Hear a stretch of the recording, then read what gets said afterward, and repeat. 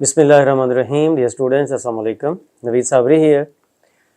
आप लोगों ने मेरा नाम कंपटीशन एग्ज़ाम्स के तैयारी के हवाले से ज़रूर सुना होगा।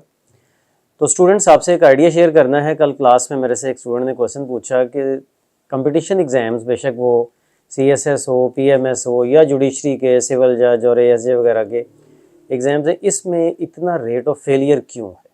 अभी चूँकि रिसेंट डेज़ में CSS 22 का रिज़ल्ट भी आया है, तो उस हवाले से भी स्टूडेंट्स के काफ़ी क्वेश्चंस हैं।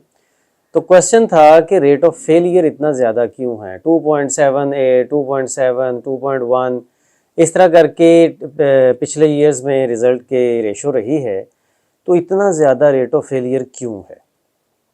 तो स्टूडेंट्स, इस आइडिया को मैं आप लोगों के सामने रखना चाह रहा हूँ। मैंने सोचा कि ये सब लोगों की तरफ ये आइडिया जाना चाहिए, और इसकी जो बेसिक रीज़न मेरे ख़्याल में है वो ये है कि स्टूडेंट का इस एग्ज़ाम को सही तौर पर प्लानिंग के साथ टेक ऑन ना कर सकना, ये है इसकी रीज़न।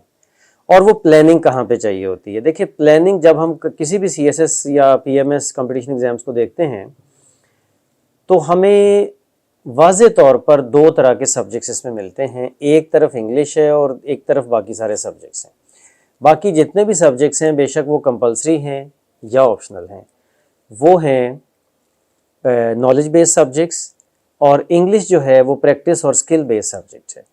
अच्छा, अब जो स्किल बेस्ड सब्जेक्ट है, इसमें आपको एक स्टेप बाय स्टेप अप्रोच चाहिए होती है, और ऐसे राइटिंग में, प्रेसी राइटिंग में, अदर स्किल्स में आपको बिल्कुल बेस से स्टार्ट करके एक सर्टन लेवल तक और एग्ज़ाम के लेवल तक जाना होता है।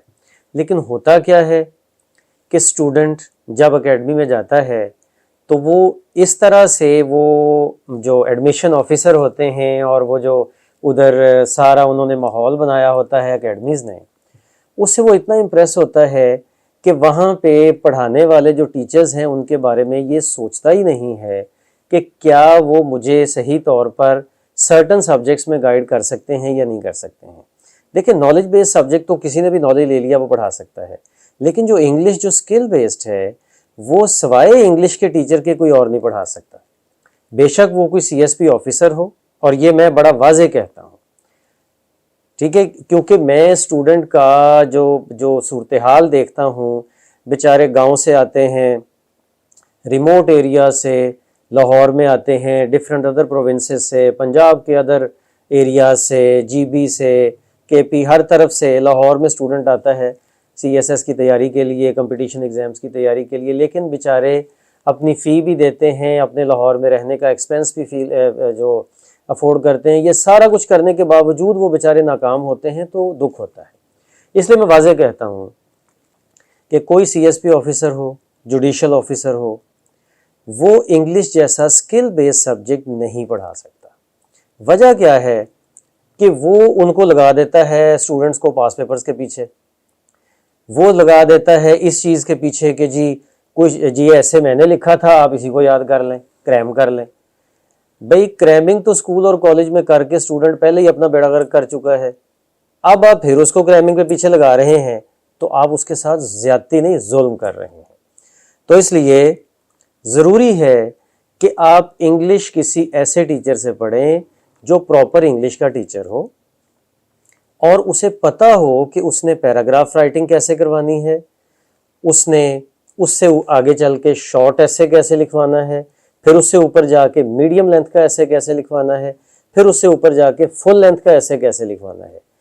तो वो स्टूडेंट को जब पहले ही दो हफ्तों के अंदर अंदर स्टूडेंट को पास पेपर का ऐसे दे दिया जाता है लिखने के लिए, तो कुछ स्टूडेंट कंफ्यूज हो जाते हैं बेचारे और वो डिसहार्ट होते हैं, और कुछ स्टूडेंट इंप्रेस हो रहे होते हैं कि अच्छा, हम पहले 2 वीक्स में ही पास पेपर का ऐसे करने के काबिल हो गए। तो आप काबिल नहीं हुए होते, आपकी जड़ें काटी जा रही होती हैं। इसलिए ज़रूरी है कि आप इंग्लिश किसी ऐसे टीचर से पढ़ें जो कि प्रॉपर इंग्लिश का एक्सपर्ट हो, और उसका 2 फ़ायदे हैं। एक तो ये कि आपका इंग्लिश का डर ख़त्म होगा, और जो इंग्लिश का इतना ज़्यादा स्टूडेंट फेल होता है ऐसे में, प्रेसी एंड कंपोजिशन के पेपर में, वो कम होगा। और दूसरा बहुत इंपॉर्टेंट चीज़ کہ آپ نے اسلامیات اور اردو کے علاوہ یا جو لینگویجز کے سبجیکٹس ہیں ان کے علاوہ باقی سارا ایگزام آپ کا انگلش میں ہے.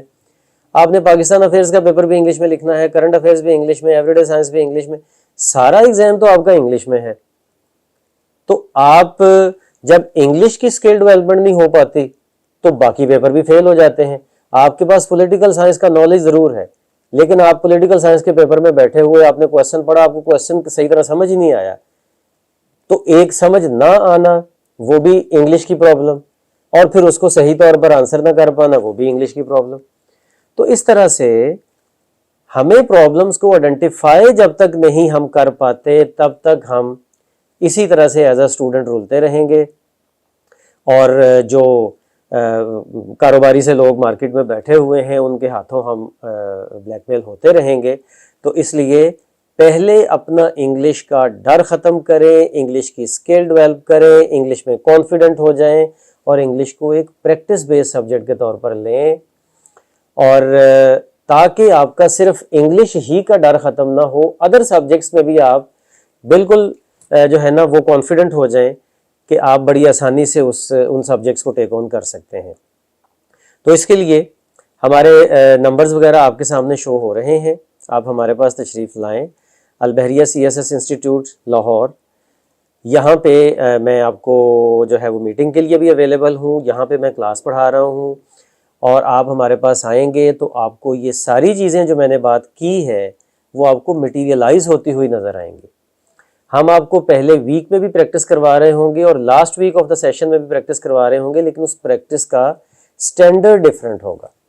تو جس کے لیے آپ ہم سے گیون جو فون نمبرز ہیں ان پہ بھی رابطہ کر سکتے ہیں, آپ ہمارے پاس ان پرسن بھی تشریف لا سکتے ہیں, اور کوئی بھی اسٹوڈنٹ بے شک وہ کسی اور بھی ادارے کا اسٹوڈنٹ ہو وہ ہمارے پاس میٹنگ کے لیے آ سکتا ہے, اور ہم بڑا کمفرٹیبلی اس کو ٹائم دیتے ہیں میٹنگ کے لیے, اور وہ آپ آئیں وہاں یہاں پہ اور میرے ساتھ آ کے میٹنگ کریں, جو بھی آپ کے ایشوز ہیں ہم آپ کو آئیڈینٹیفائی کر کے دیں گے.